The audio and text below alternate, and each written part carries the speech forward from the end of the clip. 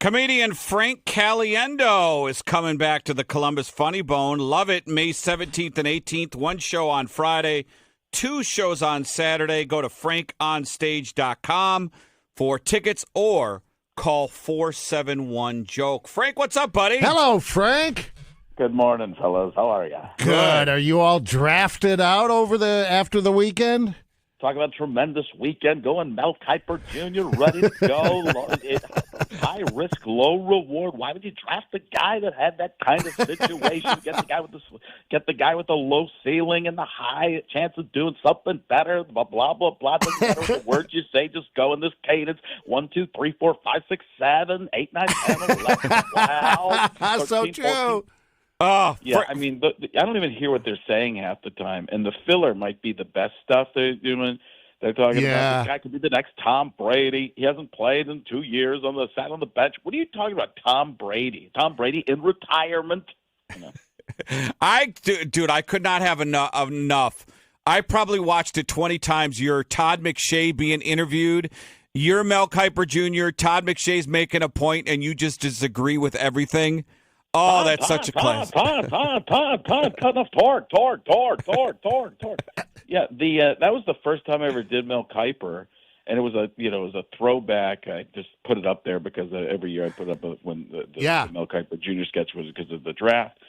And I remember being in the lobby talking to the producer, going, "I think I'm just going to cut Todd off with every time he talks and it was between McShay and Todd. I'm like, McShay. But then I was like, Todd, we've discussed it. And he's like, yeah, Todd's better. And then we just started doing it. And there were some takes I would do where I'd just go, Todd, like 25 Todds. I was trying to set a record for Todds. And then after that sketch, he called me.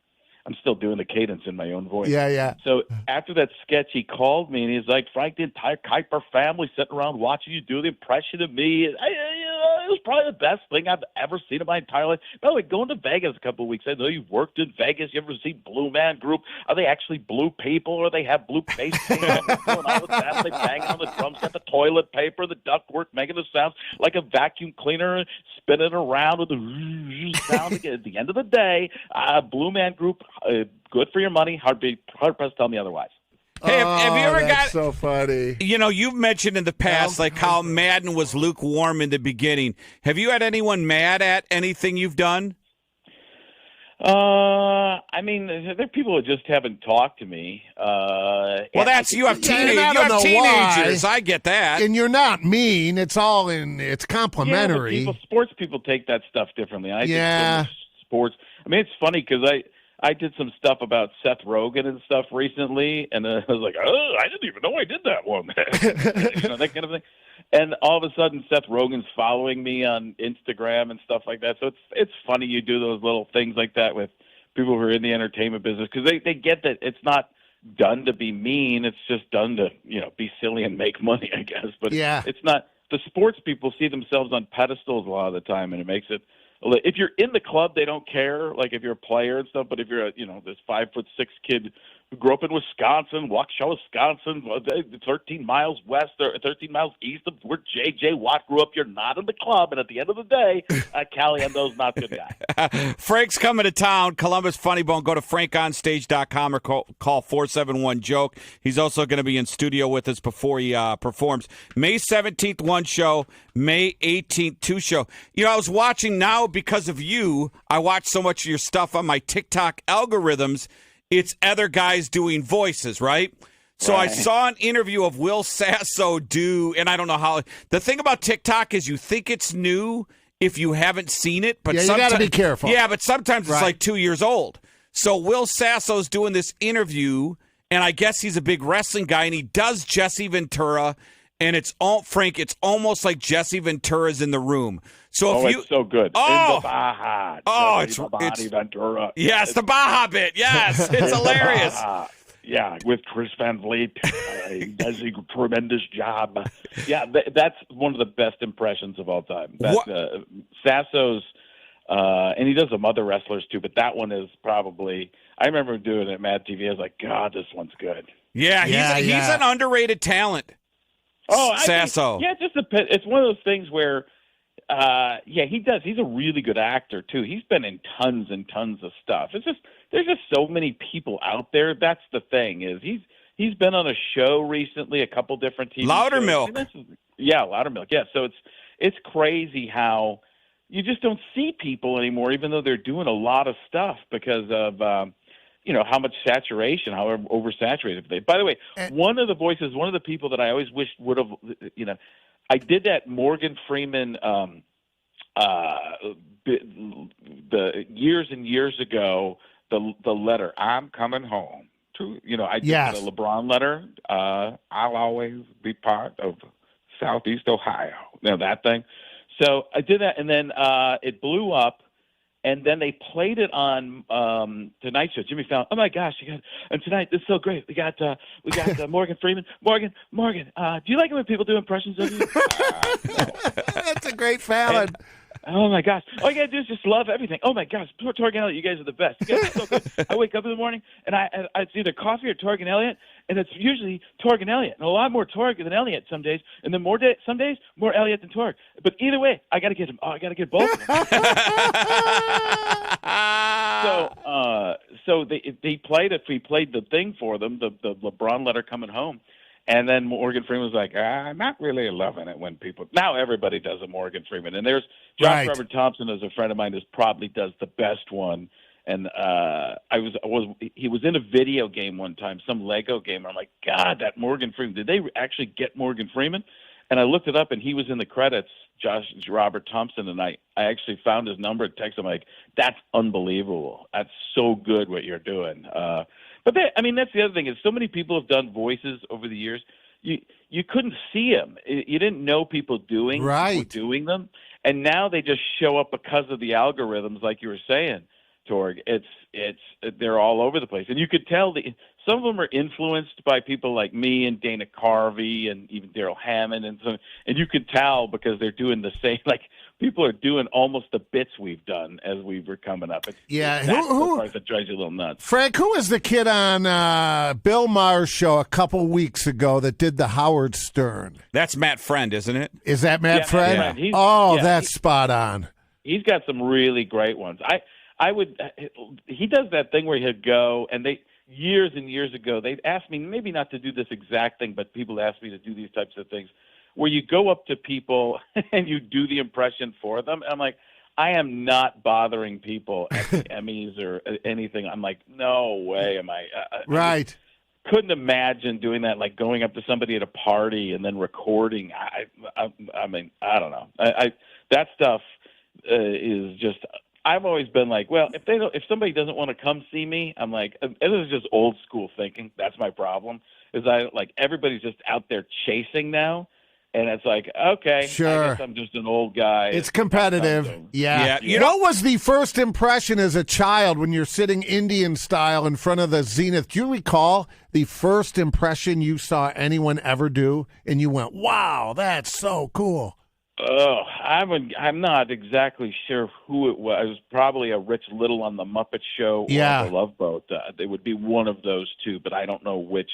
He was probably just doing like Carol Channing or something like that.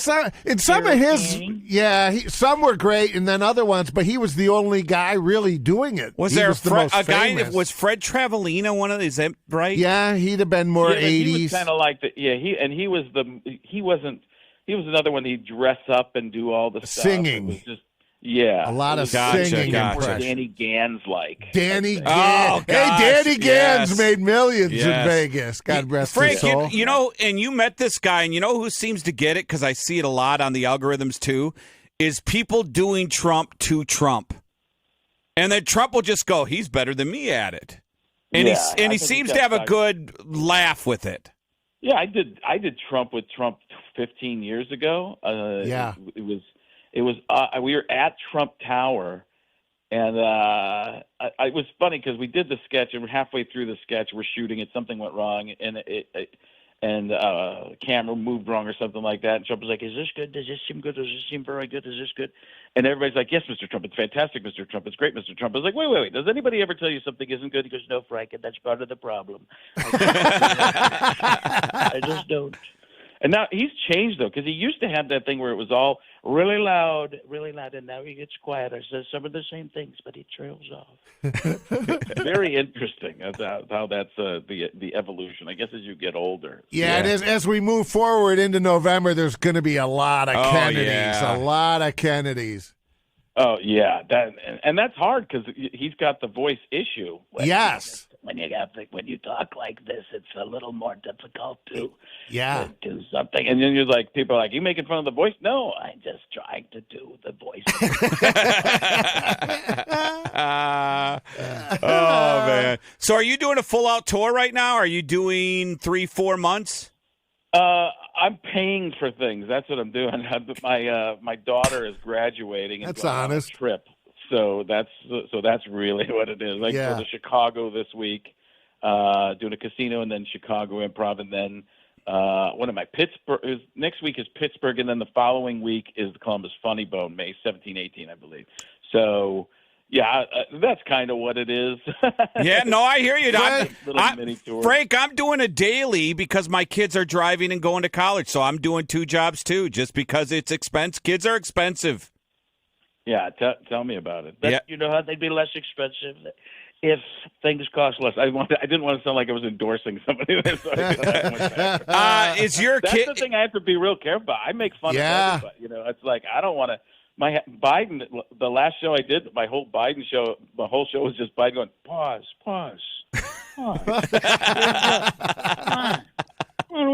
And then it was Trump at the teleprompter. Here, type in stage left. That's what he's going to say here. Is your son graduated, or is he a junior this year? He's a junior at ASU, or he's actually a sophomore at ASU, but he's going to graduate a little early. He's got a final today. I know, a finance final today, so he's been stressing about that a little bit. He works out his entire, like, this is what I need for a C, this is what I need for a B, and what I need for an A, and everything hopefully, you know, falls into that B category, not being too hard, and then he isn't stressed too much. Well, you got to be you got to be relieved that he's just going to be done with it, because man, these campuses are imploding.